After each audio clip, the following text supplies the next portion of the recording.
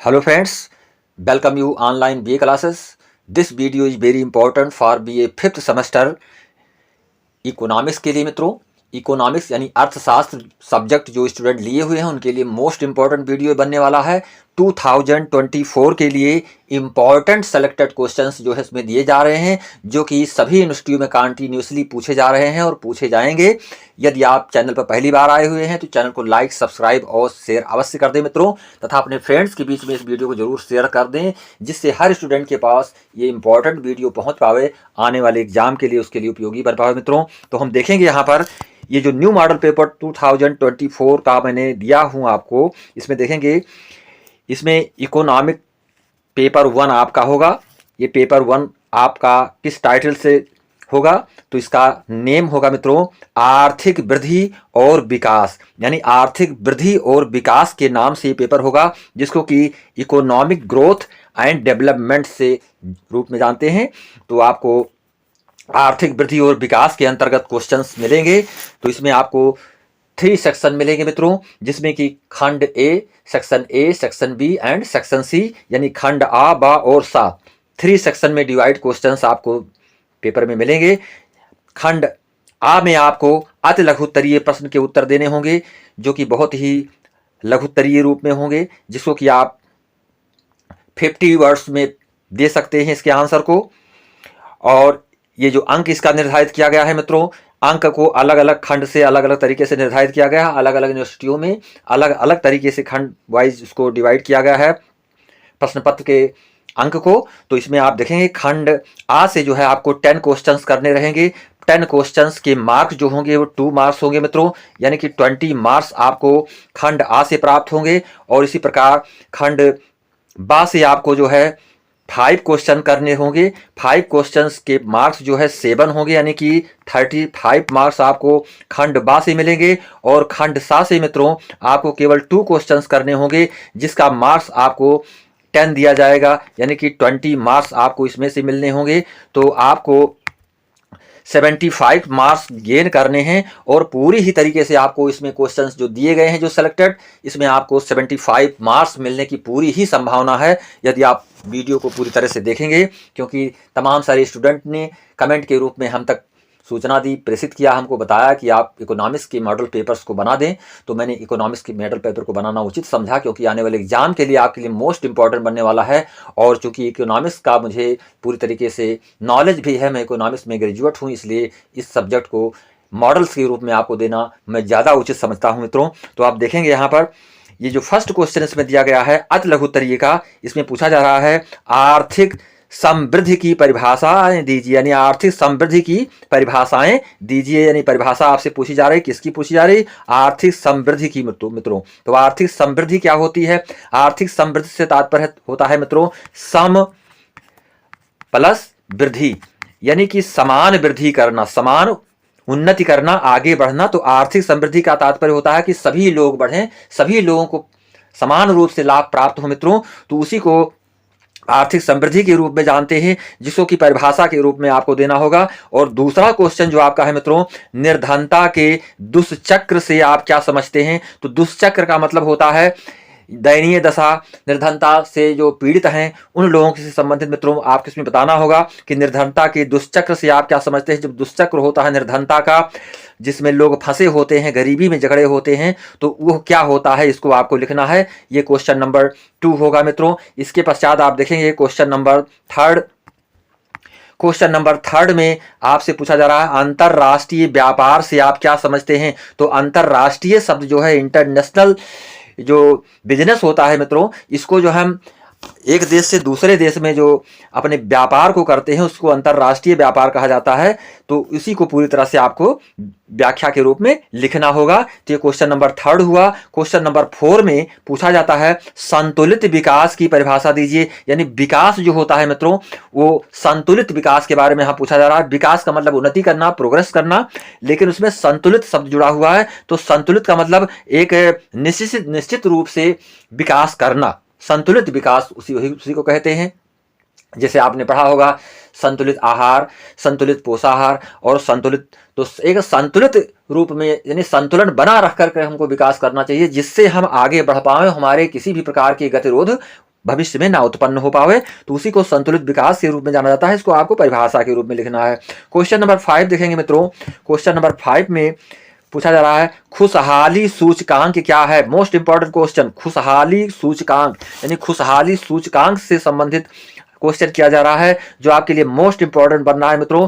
इसको आपको पूरी तरह से समझ करके लिखना है। इसके आंसर को मैं अगले वीडियो में आपको प्रदान करूंगा। प्रत्येक क्वेश्चंस के आंसर आपको अगले वीडियो में प्राप्त होंगे। ये मॉडल क्वेश्चंस जो मैं आपको दे रहा हूं, मोस्ट इंपॉर्टेंट क्वेश्चन है, इसको आप पहले देख ले मित्रों। खुशहाली, खुशहाली का मतलब होता है प्रसन्नता से संबंधित सूचकांक, संकेत जो होते हैं मित्रों, उसी को कहते हैं। तो खुशहाली सूचकांक क्या होता है, इसके संबंध में क्वेश्चन किया गया। इसके पश्चात क्वेश्चन नंबर 6 देखेंगे।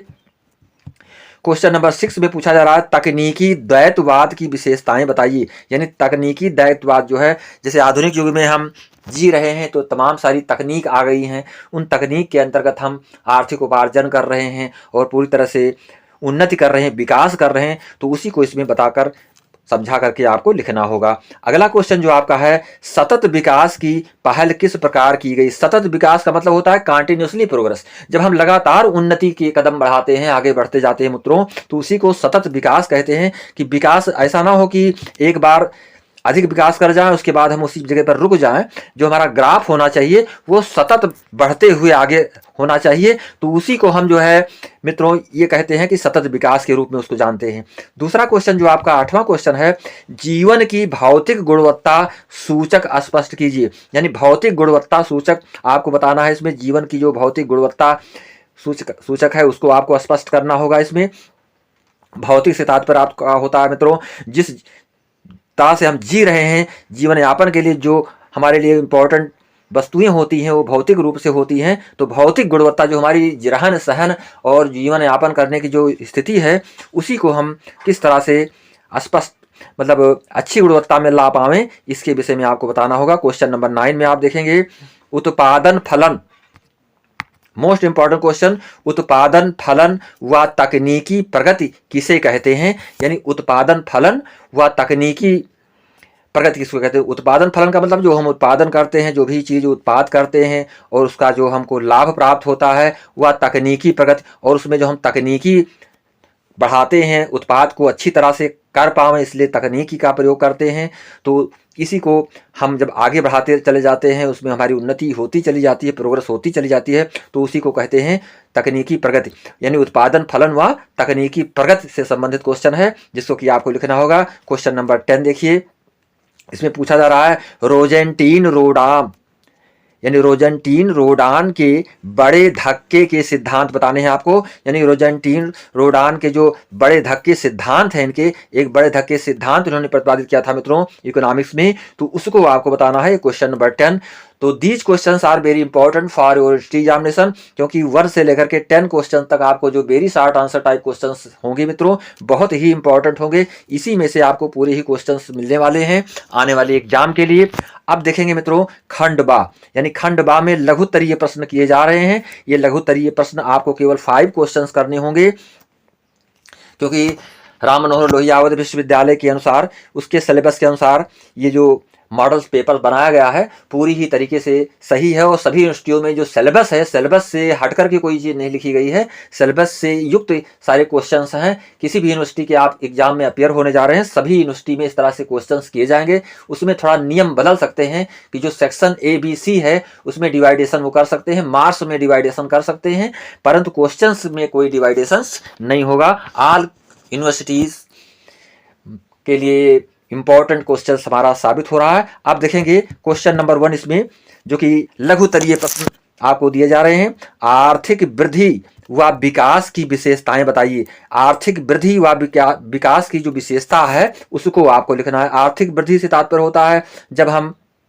समाज में, राज्य में, देश में उन्नति करते हैं। किस रूप से उन्नति करते हैं? आर्थिक रूप से उन्नति करते हैं मित्रों। किसी भी स्थिति से, किसी भी साधन को लेकर के, और उसके विकास जब हमारे होने लगते हैं, उसके प्रति हमारा विकास हम आगे बढ़ने लगते हैं, तो उसी की विशेषता से संबंधित बिंदुवार आपको बताना होगा। दूसरा क्वेश्चन है हेरोडे तथा डोमर सिद्धांत की मान्यताएं बताइए। यानी हेरोडे तथा डोमर के जो सिद्धांत प्रतिपादित किए गए थे इकोनॉमिक्स में मित्रों, उसी के सिद्धांत को आपको यहाँ पर बता देना है।